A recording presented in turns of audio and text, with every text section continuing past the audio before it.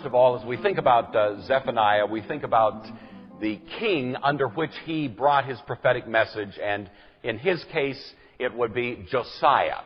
Now, we mentioned Josiah last week, and to just remind us briefly of what his significance is, we're talking about, of course, Hezekiah, you recall.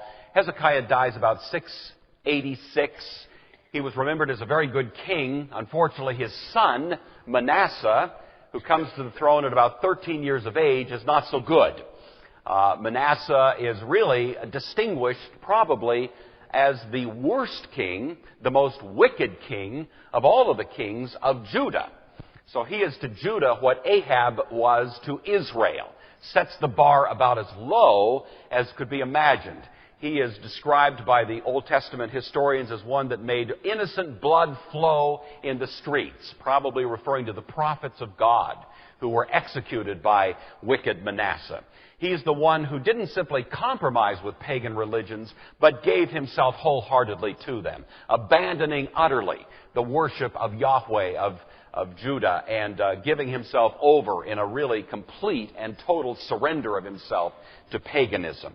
The perversity and wickedness that characterized him really probably is distinguished almost as a unique kind of expression of royal wickedness. And then he is captured by Ashurbanipal.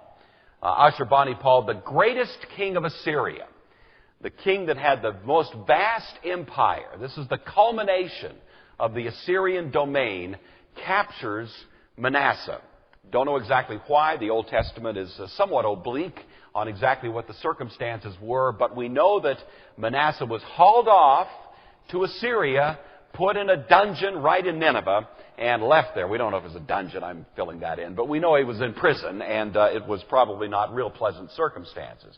And it was there for some period of time, again we don't know how long, that Manasseh came to his senses, like the prodigal son, recognizes the error of his ways, and in fact repents of the unspeakable wickedness for which he was responsible.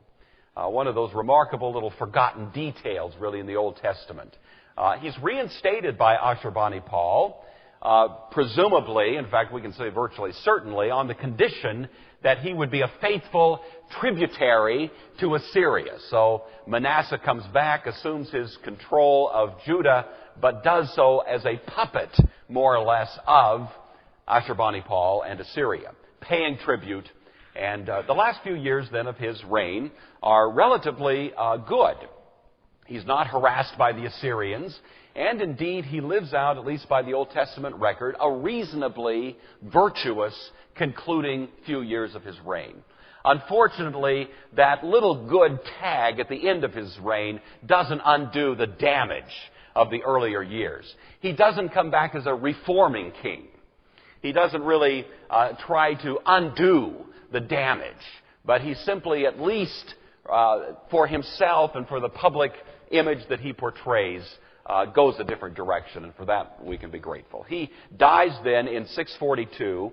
He's replaced by his son Amon, A-M-O-N, who's only 2 years a king in Judah. He's assassinated in 640, and we indicated last week that Nahum probably comes right about that time frame. He, after his assassination, is replaced by his son Josiah. Josiah is just the opposite of Manasseh. Josiah is one of the greatest kings of Israel, probably a third in line. You'd say probably David and then Solomon and then possibly Josiah would be the third king as far as the king that does the most to establish righteousness. He's remembered very warmly, very positively in the Old Testament record. And so Josiah comes to the throne, but he's just a child when he first becomes king. He's only 8 years old. His dad, of course, was put to death, was assassinated young, and so Josiah himself is just a boy. And as you can imagine, at 8 years old, Josiah doesn't take over the reins of government, but is under a protector government, as it's called, in which he's still in school, he's still being trained, prepared, and in the meantime, life is being more or less conducted politically by other people until Josiah is of a proper age to actually begin to exercise that privilege of rule. That probably began to take place about 8 years later, when Josiah was around the year 16 years old, probably about 832 to 830, about 10 years, 8 to 10 years after he first became king. Many commentators concur, including this one, that is just almost certainly the moment that Zephaniah explodes into the world of Josiah. It seems highly likely that Zephaniah comes on the scene in Judah and peculiarly addresses himself to the royal family, and in particular wants to aim his message at the king while the king is still a youth, hopefully to sort of jolt him into a solid commitment to do what is right. Remember, Josiah is still living more or less under the pall of the evil that was still hanging in the atmosphere from the reign of Manasseh. Manasseh had not corrected all of the evil for which he was responsible. And that's still very much a part of the culture. There's a lot of work to do. It's going to take a young, energetic, focused king who is devoted in principle to righteousness in order to begin to try to undo the great damage that had come by virtue of these earlier monarchs. And so Zephaniah seems to be a guy that comes in and just puts a bomb underneath Josiah to just arouse him, you see, in a kind of passion there when he's still a young person to the task that lay before him. That's really an opportune moment. I know, we all are aware of that critical time in a young person's life. They're old enough to have their critical thinking faculties pretty well fired up. You see, no one can argue with you like a teenager. I mean, they're the ones who can see every fault and every argument, everything you say. Their critical faculties are wide awake, and yet they're still very impressionable.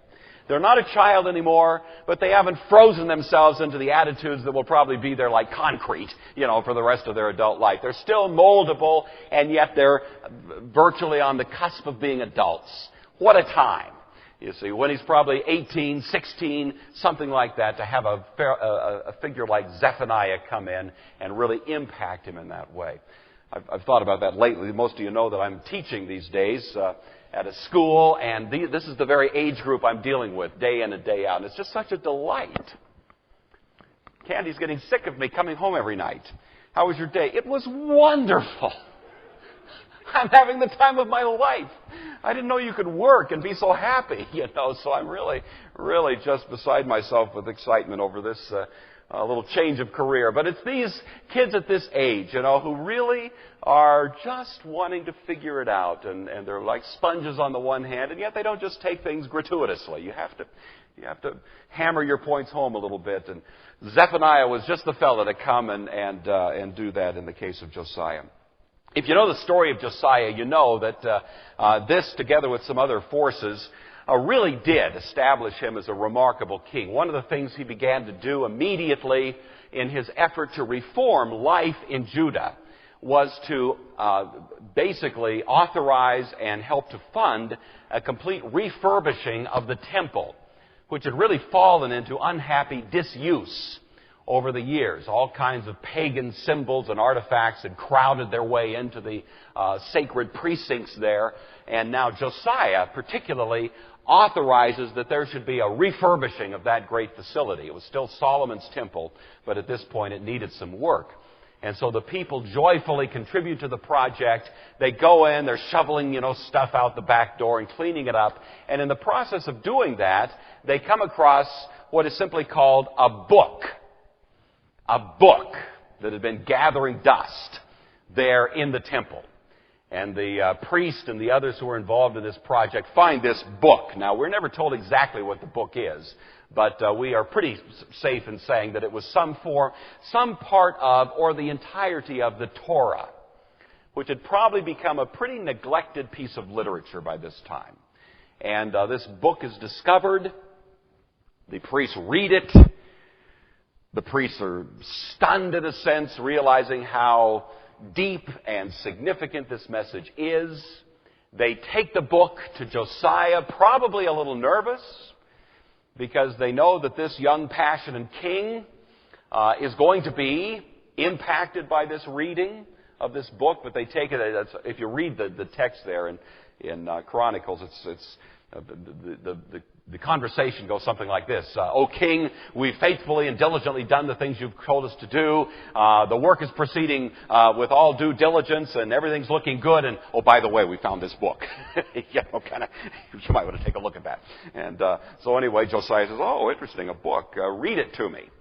And so the message is read. Probably the whole Pentateuch, first 5 books, probably from Genesis down to Deuteronomy, read to Josiah. You can read that whole thing in a day. It'll take a few hours, but probably that's what happened. And Josiah, as he hears this reading of this book, is increasingly distressed, recognizing now, probably for the first time, just how far the people of God have drifted from the proper standard of righteousness to which they had been called as the first books of the law had set forth.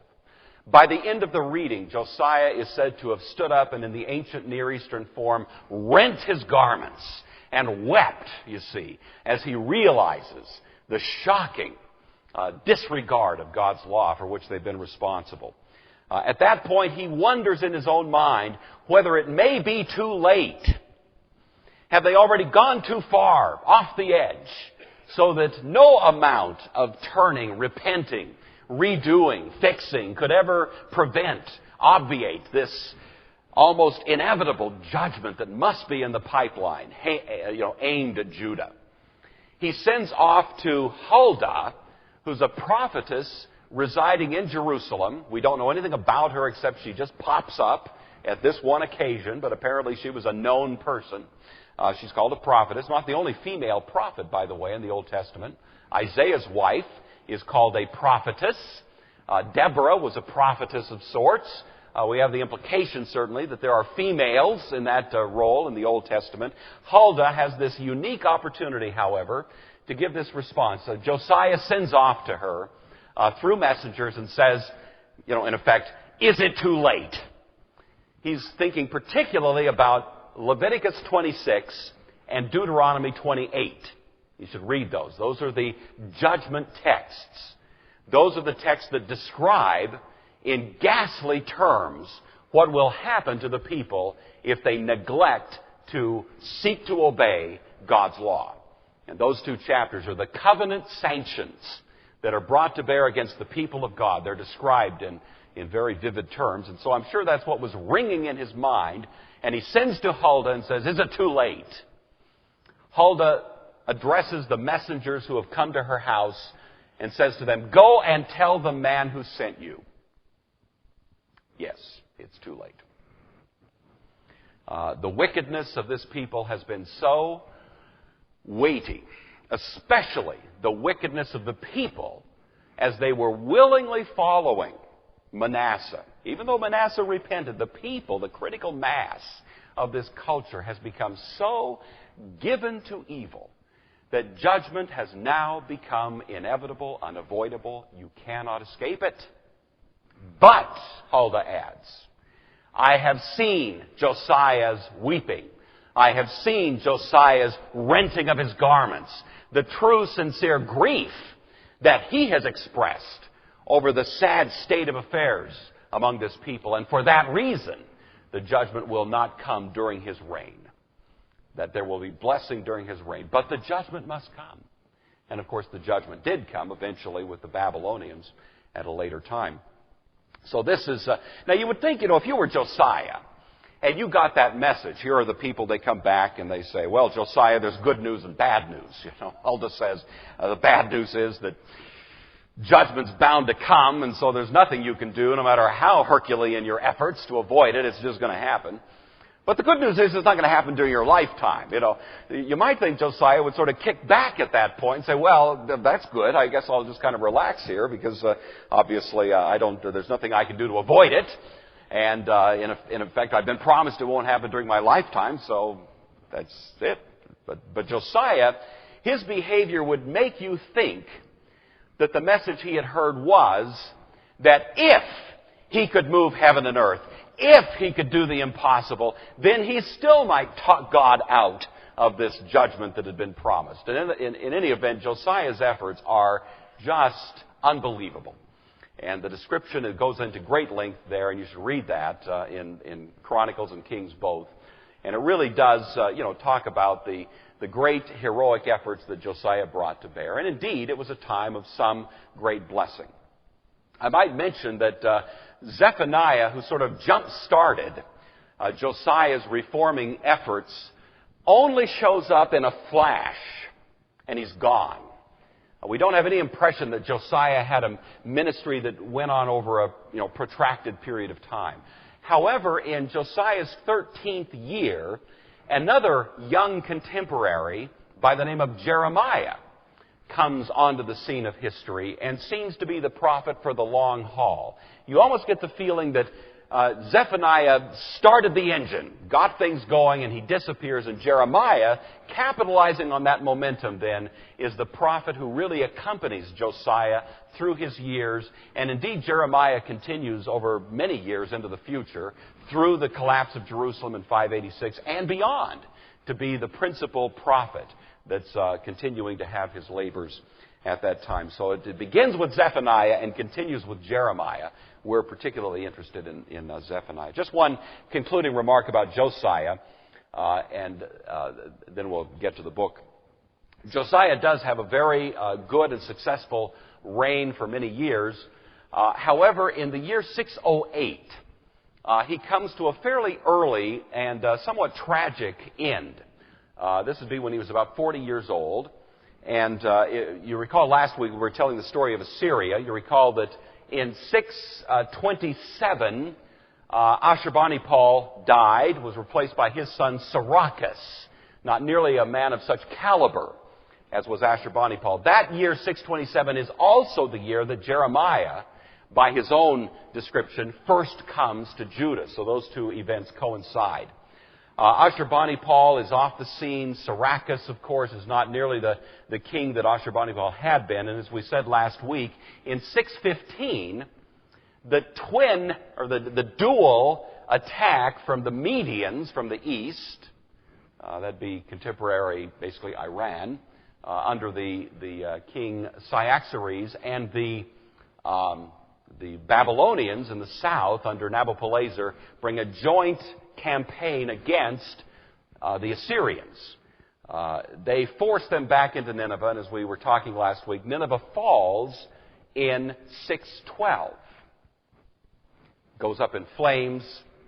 It's one of those remarkable disappearances. It's almost like the lost civilization of Atlantis. It just disappears. Nineveh, that great city, became a wasteland. It's almost like it just sunk into the desert. Nobody knew for years even where it was, and many people doubted that there ever was a Nineveh. That's how complete was its disappearance.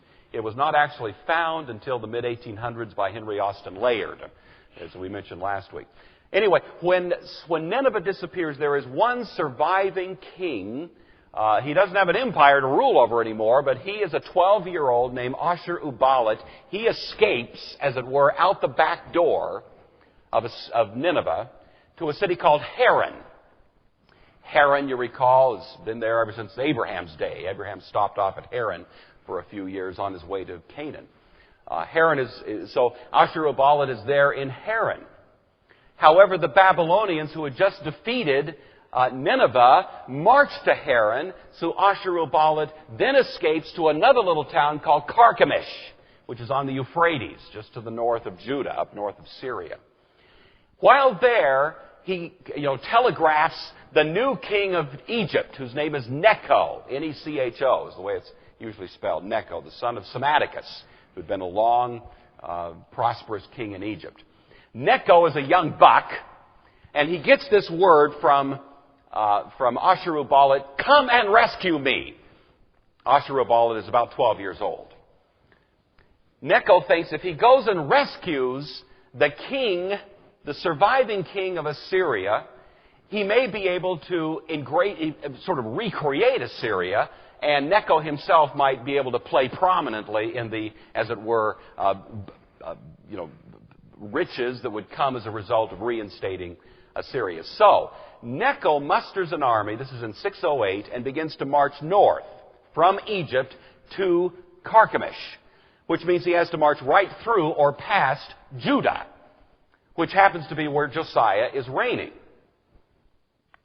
Josiah has been hearing the prophecy of Jeremiah for years, in which Jeremiah has been repeatedly saying, the Babylonians are going to be the instrument of God's judgment of this whole region.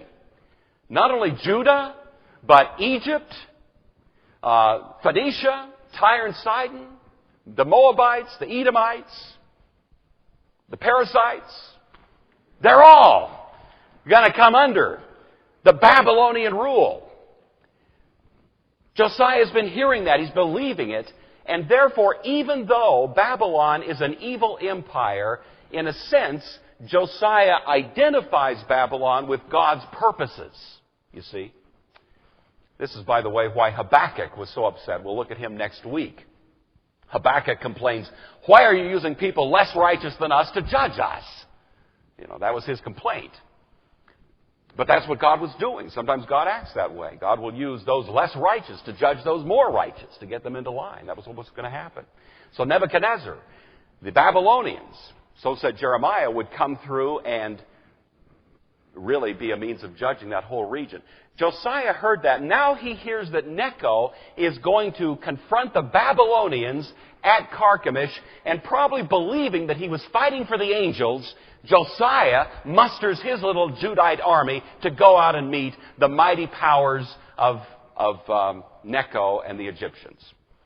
And they meet in battle in 608. Now, Necho, when he hears Josiah's coming, sends a message to Josiah and says, Josiah, my son, don't do this. This is not your battle. I'm on different business. This has nothing to do with you. Go home. There's no reason for you to get involved in this. But Josiah probably in a moment, now we read between the lines here, but probably in a moment of arrogance, probably in a moment of misconceiving what this message through Jeremiah meant he should do. You see, we can do that. We can have the right message and yet misconceive what it means we should do in the immediate circumstance. And Josiah seems to miss the point and thinks his task is to go meet Necho. So they meet. They meet in the plain of Megiddo, famous place. And there Josiah dies in battle. That gave the name Megiddo a peculiar proverbial significance to the Jewish people. Megiddo came to stand sort of colloquially for the place of unexpected and catastrophic defeat. If I were to say to you, a guy really met his Waterloo, you would know what I meant, because Waterloo means that to us. We think of Napoleon and all of that. Well, to the ancient people of Israel, Megiddo was sort of like Waterloo, a place of an unexpected and catastrophic defeat. That helps us understand the passing reference to Megiddo in the book of Revelation, where it said there'll be a great battle at a Har Megiddo, a mountain of massive defeat. There is no mountain in Megiddo. That's obviously not meant to be a literal geographic reference there. It's rather a mount of unexpected defeat, a mount of defeat, Har Megiddo, Armageddon. And it probably is referring to Mount Zion, that became a Mount of Megiddo. The collapse of Jerusalem in 70 A.D. is probably, that's way off the point. I know that. I just tucked that in there for you. But anyway, back to Josiah. Josiah dies there in the plains of Megiddo, and that's the tragic end of Josiah. We'll pick up his story next week, or the story of the successor to Josiah, when we talk about Habakkuk. But let's roll the tape back now, because we're talking about Zephaniah. And Zephaniah, as I say, comes early in the reign of Josiah, when he's but a teenager, and brings this remarkable and poignant message. And so if you've had time now, plenty of time to find it. So it's 874 in the Old Testament, Zephaniah. So let's take a look. Again, probably about 630, when Josiah is probably about 16 to 18 years old. All right. The word of the Lord that came to Zephaniah, son of Cushi, son of Gedaliah, son of Amariah, son of Hezekiah, in the days of King Josiah, son of Amon of Judah. We really like that. We appreciate Zephaniah doing that. Some of these, you've got to be Sherlock Holmes to figure out when the prophet wrote, and in the case of Zephaniah, he gives it to us, so we appreciate that. He says he's in the reign of Josiah. We've already talked a little bit about that. What's interesting here, of course, is that Zephaniah gives us his own family tree in much greater detail than most of these prophets do. He traces it all the way back to Hezekiah. And I say the bulk of scholars that look at this concur that this reference to Hezekiah is a reference to King Hezekiah. There's really no other good reason why he would give us that pedigree. And so we know something about Zephaniah. We know that he's a member of the royal family. We know that he's basically a second cousin twice removed from King Josiah. That's probably the reason that Zephaniah had access to the royal family. Not anybody just wanders in, you see, and starts having a chat with a teenage king. He's under fairly significant protections. But Zephaniah is a family member. He's a cousin. And so he has access, and that may be the reason that Zephaniah was able to influence Josiah as he did at such an early age. But in any event, Zephaniah, a member of the royal family, and we'll find as he writes that much of what he says is addressed to the royal family. That is peculiarly his concern here as we go along. His opening parley is what I call scorched earth. I mean, what he comes with now leaves no doubt about the force and efficacy and poignancy of his critique of life in Judah and certainly of the place that the king should play in terms of an influence at that time. So listen to these words. Whatever we lose in finesse, we gain in clarity with these verses. Verse 2. I will utterly sweep away everything from the face of the earth, says the Lord. No real doubt about what that means. I'm going to sweep it all away, Verse 3. I will sweep away humans and animals. I will sweep away the birds of the air and the fish of the sea. I will make the wicked stumble. I will cut off humanity from the face of the earth, says the Lord. So, Zephaniah comes on kind of like a blowtorch. We're going to sweep everything away. And of course, he's referring here to a great cataclysmic judgment that would come in the foreseeable future, presumably Babylon. He never mentions Babylon, but that seems quite clearly to be what he has in mind, the Babylonian judgment that would come in some 40 years in the future. I'm going to wipe all of this away. I will stretch out my hand against Judah and against all the inhabitants of Jerusalem. He's not talking about Assyria at this point. He's not talking about the surrounding nations. He's very precise. Judah and Jerusalem.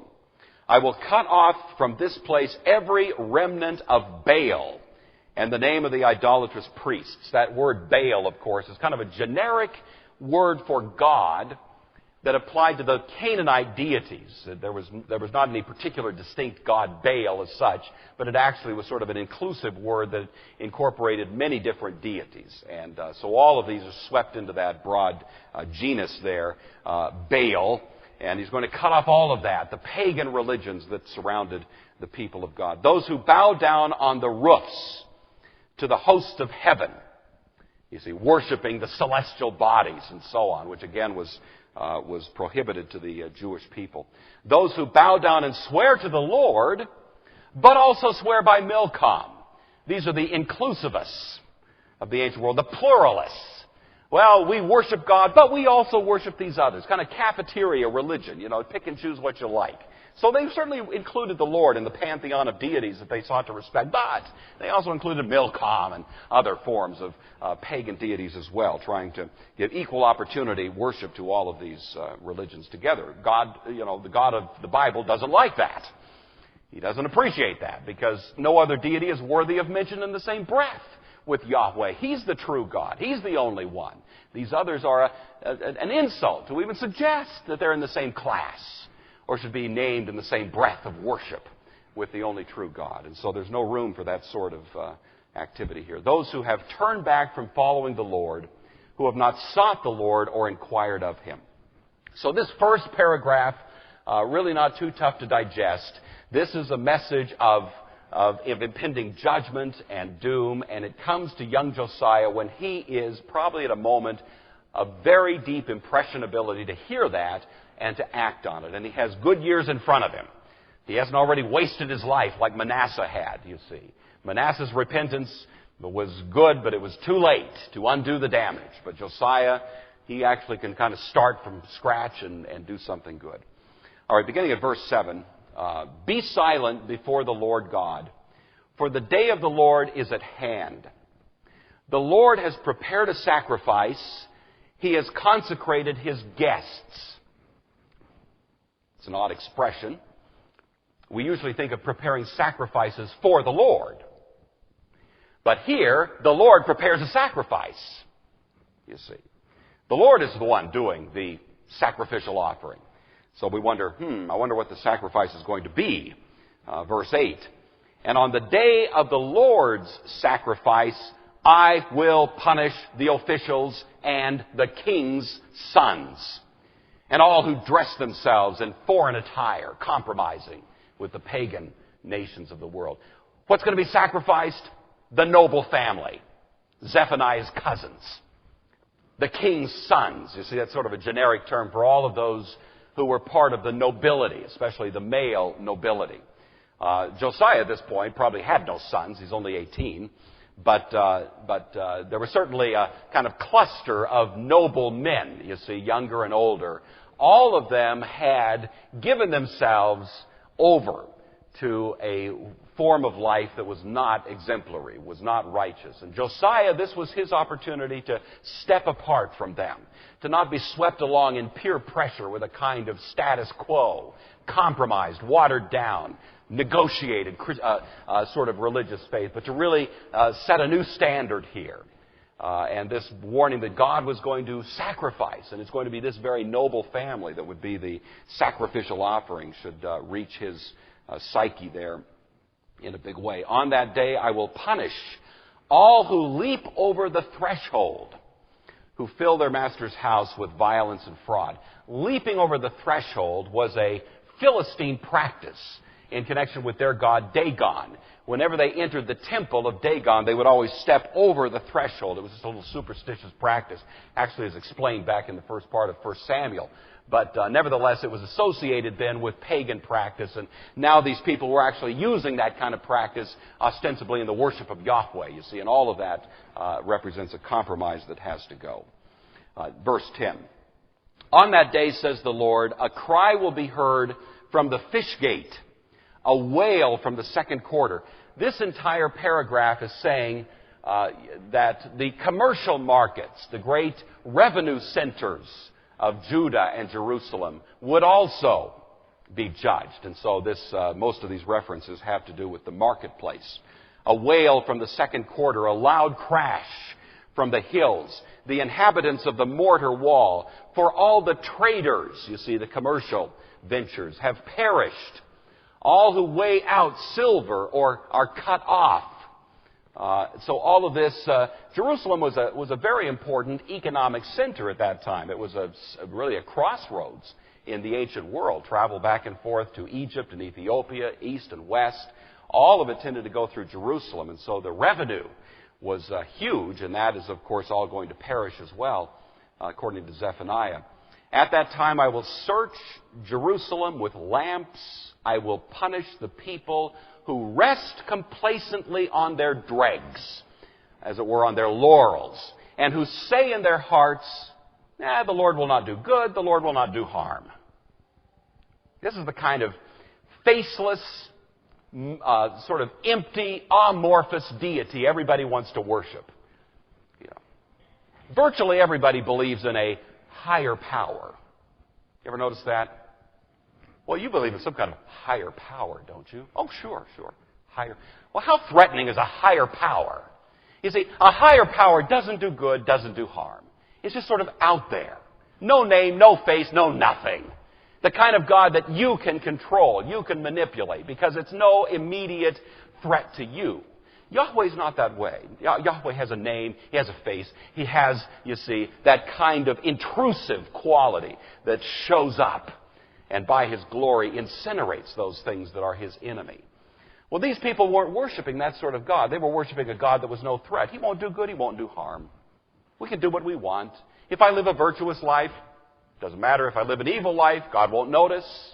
You see, that's the kind of pleasant deity people like to conjure up and imagine is out there. That's why when folks say they believe in a higher power, when I'm feeling particularly devious and a little bit obnoxious, I always want to push that point. Yeah, but do you believe in a God who is holy, holy, holy? Do you believe in a God who holds people ultimately accountable for the lives they live? Do you believe in a God, you see, who in fact will examine you in minute detail at the point of the most innermost thoughts of your life and consciousness, and will hold you accountable that, and may expose you to His wrath forever because of your secret life? Is that the kind of God you believe in? Oh, no, not that kind of God. No, I just believe in a higher power. Well, I can see why. That's a much easier God to believe in, frankly, than the God we find in the Bible. Well, this is what these people were believing. They felt they were very religious because they believed in this God who would not do good, not do harm. Their wealth, verse 13, will be plundered. Their houses will be laid waste.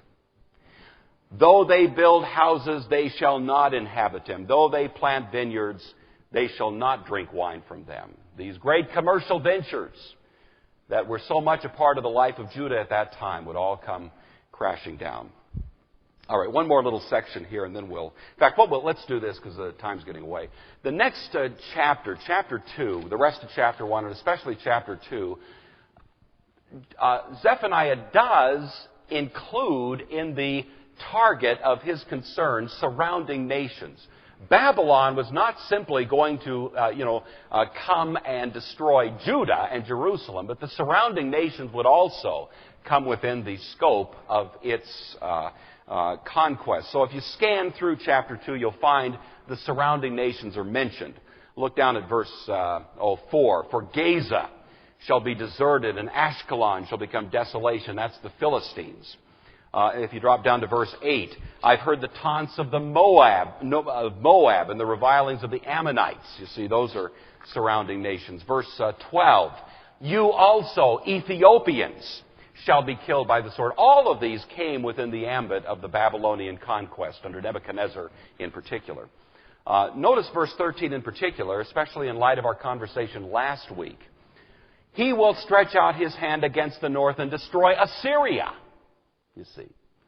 Lest we think that Zephaniah viewed Assyria as the means of this judgment, he expressly says, no, Assyria is going down with the rest of them. And he never names Babylon, but clearly Babylon is the one that would come in its place. I will destroy Assyria. I will make Nineveh a desolation, a dry waste like a desert. Almost unbelievable that at the time Zephaniah said this, that it could have been conceived of as happening, that Nineveh would just sink into the sand and cease to be even an identifiable place. Herds shall lie down in it, every wild animal. The desert owl, the screech owl, shall lodge on its capitals. The owl shall hoot at the window, the raven croak on the threshold, for its cedar work will be laid bare. Is this the exultant city that lives secure, Nineveh, that said to itself, I am, and there is no one else? What a desolation it's become, a lair for wild animals. Everyone who passes by it hisses and shakes the fist. Mighty empires fall rapidly. That's happened in the ancient world. It can happen in the modern world. We should never, ever think that our great security rests on anything but God's grace. As a nation, as a people, as individuals, it is God's mercy. You see, He raises up, He brings down. That's repeated throughout the Scriptures, Old and New Testaments. And it's a good reason for us Christian people to be praying constantly for our nation. All right, let's drop down to chapter 3 then, and a few concluding comments. Zephaniah turns his attention now back to Jerusalem. Verse 1, chapter 3. Soiled, defiled, oppressing city, Jerusalem. It has listened to no voice. It's accepted no correction. It has not trusted the Lord. It has not drawn near to its God. It's waffled. It's drifted. It's floated away. The officials within it are roaring lions. Rather than being bastions of righteousness, the political leadership have become the great enemies of the people, exploiting, opportunistically, you see, doing things for their own personal wealth and gratification. The judges are evening wolves that leave nothing until the morning. The prophets are reckless, faithless persons. Its priests have profaned what is sacred. They've done violence to the law. The Lord within it is righteous. He does no wrong. Every morning He renders His judgment, each dawn without fail. But the unjust knows no shame. Great statements in there. I want to drop down in the last couple of minutes to the concluding section. If you just go over to the last part, chapter 3, verse 14. You'll notice it's headed a song of joy. We might have thought that Zephaniah wouldn't even have something like this. He's so powerful in his judgments against the people. And yet here again, as is so often the case, we find a glimmer of hope. We find a promise that is held out for the people of God. In spite of this devastating message of judgment, there's nevertheless this. And I'd like to conclude on a happier note here by just reading this as we conclude. So verse 14, chapter 3. Sing aloud, O daughter of Zion. Shout, O Israel. Rejoice and exult with all your heart, O daughter of Jerusalem. You see, this is a different tone. In spite of all this judgment message, nevertheless, there's something better that we can cling to. The Lord has taken away the judgments against you. He's turned away your enemies. The King of Israel, the Lord, is in your midst. You shall fear disaster no more. We know, of course, that even though Babylon deported the Jewish people, nevertheless, in 539 under Cyrus the Great, they were liberated to come back. And in fact, did come back. The temple was rebuilt. Ezra and Nehemiah are involved in rebuilding the city, rebuilding the walls. There was a great reinstatement of that city. But there was no longer a king as such. You see, they didn't have a king in Jerusalem anymore. But there was a kind of idea that God was its king, abiding the time until Messiah would come, which He does come, of course, in the New Testament. And so all of this does happen, in a sense, the way Zephaniah describes it. On that day it shall be said to Jerusalem, do not fear, O Zion. Do not let your hands grow weak. The Lord your God is in your midst, a warrior who gives victory. He will rejoice over you with gladness. He will renew you in His love. Jerusalem is given remarkable protection all through the years. The only really devastating close call was under Antiochus Epiphanes in about the year 150, 160, if you know that story. But for the most part, throughout those years, the so-called intertestamental period, Jerusalem was in many ways protected by God's providence from further ravaging kinds of difficulties that had characterized earlier years. Verse 19, I will deal with all your oppressors at that time, and I will save the lame and gather the outcast. I will change their shame into praise and renown in all the earth. At that time I will bring you home, at the time when I gathered you.